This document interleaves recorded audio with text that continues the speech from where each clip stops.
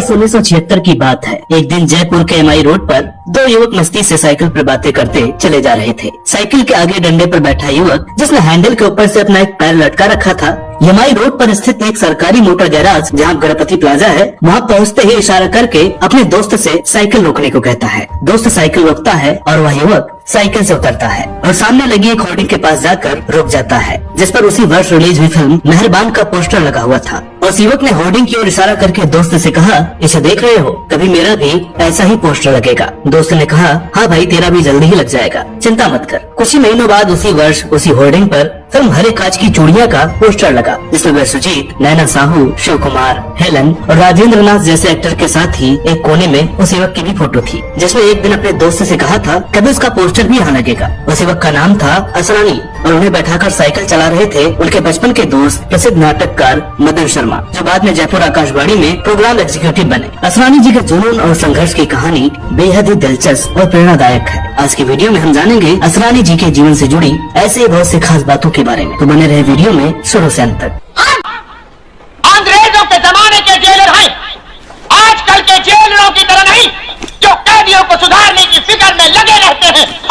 अरे लो, पूछ रहे क्या बात है? अरे वो बालक आत्महत्या करने की कोशिश कर रहा है। ओम नमः शिवाय, ओम नमः शिवाय। अरे इधर उधर क्या देख रहे हो, उससे बचा लो। वो पप्पा, पप्पा जी बोल, पप्पा जी। जी पप्पा। आगे नहीं, पीछू जी लगा, पीछू। जी पप्पा जी। जितना बोला उतना ही बोल। पास में ही एक डिस्को है, तो 24 घंटे उसमें म्यूजिक बजता रहता है और ये सुनती रहती है।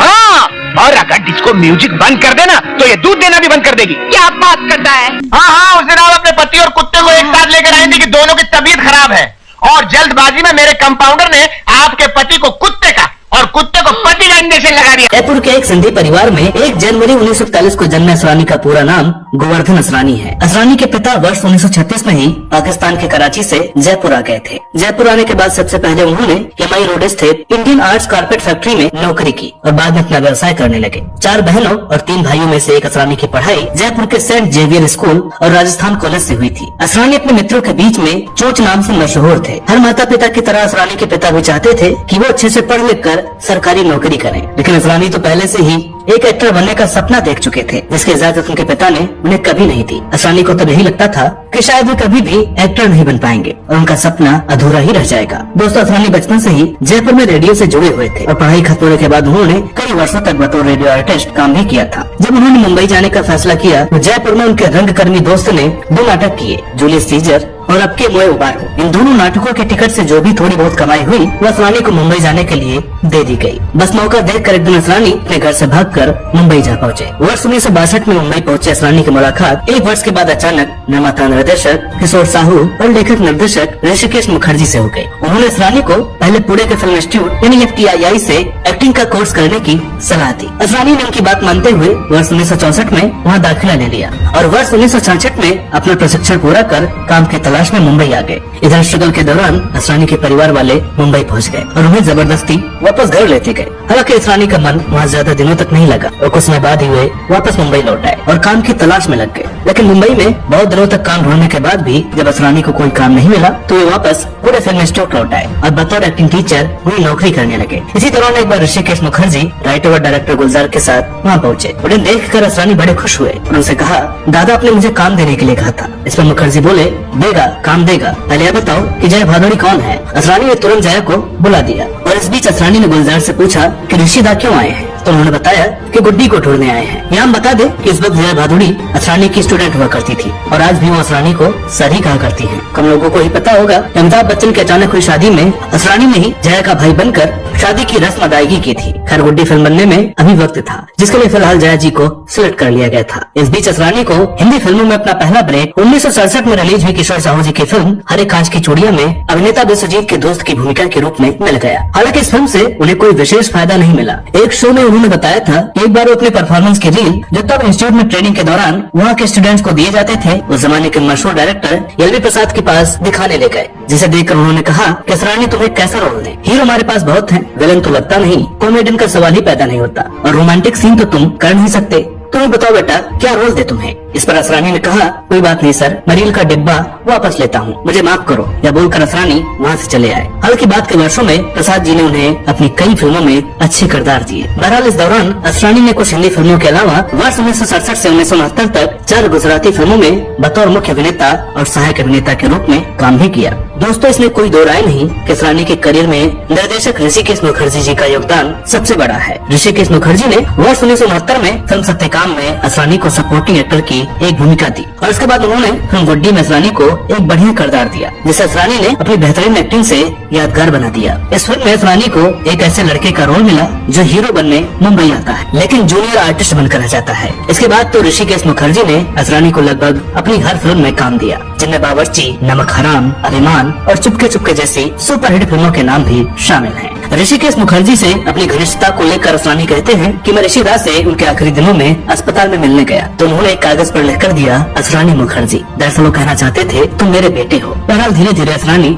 हर निर्माता निर्देशक की पहली पसंद बन गए। अपने शुरुआती संघर्षों के दिनों को याद कर एक टीवी इंटरव्यू में असरानी ने बताया था कि पहले लोग उनको कमर्शियल एक्टर नहीं समझते थे और उन लोगों में डायरेक्टर गुलजार भी शामिल थे। उन्होंने बताया कि गुलजार उनसे अक्सर कहते कि तुम्हारा चेहरा कुछ अजीब सा है। हालांकि बाद में असरानी गुलजार निर्देशित वर्ष 1971 में रिलीज हुई उनकी पहली फिल्म मेरे अपने सहित उनकी अनेक फिल्मों में नजर आए। असरानी ने इसके बाद साउथ फिल्म इंडस्ट्री को रुख कर लिया और वहाँ के लगभग सभी बड़े डायरेक्टर्स के साथ काम किया। उन्होंने साउथ की हिंदी रीमेक में भी खास भूमिकाएं निभाई। धीरे धीरे असरानी हिंदी फिल्म इंडस्ट्री के चहेते कलाकार बन गए। इस बीच निर्माता निर्देशक बी.आर. चोपड़ा ने उन्हें फिल्म निकाह के लिए साइन कर लिया, जो असरानी की एक बेहद खास फिल्मों में से एक है। हालांकि इस फिल्म में उन्हें साइन किए जाने पर लोगों ने बी.आर. चोपड़ा को ऐसा करने से मना किया था क्योंकि वह किरदार नेगेटिव था। उन्होंने बताया कि जब बी.आर. चोपड़ा ने निकाह में उन्हें रोल दिया तो सबने यह कहा कि ये क्या कर रहे हैं, ये तो विलेन का रोल है। सलमा आगा से मोहब्बत करता है ये आदमी। हालांकि बी.आर. चोपड़ा अपने फैसले पर अडिग रहे और फिल्म सुपरहिट रही। असरानी ने इस फिल्म के अलावा भी कई फिल्मों में नकारात्मक भूमिकाएं निभाई थी, जिनमें कोशिश और 44 जैसी फिल्में भी शामिल हैं। दोस्तों असरानी की जोड़ी सुपरस्टार राजेश खन्ना के साथ बहुत सफल हुई थी और उन्होंने लगभग 25 फिल्मों में साथ काम किया है। बाद में असरानी, कादर खान और अरोड़ा ईरानी की तिकड़ी भी खूब पसंद की गई। असरानी ने हिंदी फिल्मों के लगभग सभी दिग्गज अभिनेताओं के साथ अभिनय किया है और लगभग सभी कामयाब निर्देशकों की फिल्में की हैं, जो आज भी बदस्तूर जारी हैं। असरानी अब तक तकरीबन 350 से अधिक हिंदी, गुजराती, पंजाबी और अंग्रेजी फिल्मों में अभिनय कर चुके हैं और लगभग 5 दशकों से हिंदी फिल्मों में सक्रिय हैं। साल 2000 के बाद के दौर की बात करें तो धमाल, ढोल और मालामाल वीकली जैसी दर्जनों फिल्मों में असरानी सबको हंसाते नजर आते रहे हैं। असरानी को मिले अवार्ड्स की बात की जाए तो ढेरों अवार्ड्स के अलावा उन्हें फिल्म फेयर की ओर से बेस्ट कॉमेडियन के लिए वर्ष 1973 में आई फिल्म आज की ताजा खबर और वर्ष 1976 में रिलीज हुई फिल्म बालिका वधू के लिए अवार्ड दिए गए। दोस्तों असरानी एक अभिनेता होने के अलावा एक निर्माता, निर्देशक, गायक और लेखक भी हैं। उन्होंने कुछ फिल्मों का निर्देशन किया है। चला मुरारी हीरो बनने, हम नहीं सुधरेंगे, सलाम मेम साहब और दिल ही तो है। इसके अलावा उन्होंने एक गुजराती फिल्म अहमदाबाद नो रिक्शा वालों का भी निर्देशन किया है। उनकी आखिरी निर्देशित फिल्म 90 के दशक में आई उड़ान थी। गायकी की बात करें तो असरानी ने वर्ष 1977 में आई फिल्म अलाप में 2 गाने गाए थे जो उन्हीं पर फिल्माए गए थे।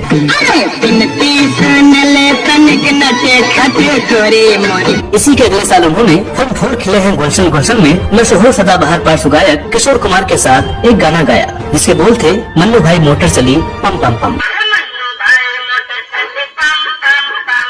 दोस्तों असरानी कुछ वर्षों तक राजनीति से भी जुड़े रहे थे। उन्होंने साल 2004 में कांग्रेस पार्टी की सदस्यता ग्रहण की थी और लोकसभा चुनाव के दौरान बढ़ चढ़कर हिस्सा भी लिया था। दोस्तों जब भी असरानी का नाम लिया जाएगा तो फिल्म शोले में उनके द्वारा निभाए जेलर के किरदार की चर्चा जरूर होगी। या ये कहें कि जब भी कभी शोले फिल्म का जिक्र होगा तो जेलर यानी असरानी जी की चर्चा जरूर होगी। इस किरदार में जान डालने के लिए असरानी ने जमकर तैयारी की थी। उन्हें लेखक सलीम जावेद ने एक पुस्तक लाकर दी, वर्ल्ड वॉर सेकंड, जिसमें अडोल्फ हिटलर की तस्वीरें भी थी। उन्हें वैसा ही लुक बनाने के लिए कहा गया। असरानी बताते हैं कि पुणे के फिल्म इंस्टीट्यूट में हिटलर की रिकॉर्डेड आवाज भी थी जो स्टूडेंट्स को ट्रेनिंग देने के लिए काम आती थी। असरानी को इससे काफी मदद मिली। उन्होंने हिटलर के बोलने के उसी अंदाज को कॉपी कर लिया। अपने संवादों में हम अंग्रेजों के जमाने के जेलर है और हा में डाल दिया। असरानी द्वारा निभाया है किरदार और उनके संवाद आज तक उतने ही मशहूर है और उनकी पहचान बने हुए हैं। इनके निजी जीवन की बात करें तो असरानी की शादी अभिनेत्री मंजू बंसल जी से हुई। शादी से पहले असरानी और मंजू ने एक साथ कई फिल्मों में भूमिकाएं अदा की हैं, जिनमें आज की ताजा खबर और नमक हराम जैसी जैसी कुछ फिल्में प्रमुख हैं। बाद में भी वे एक साथ कई फिल्मों में नजर आए।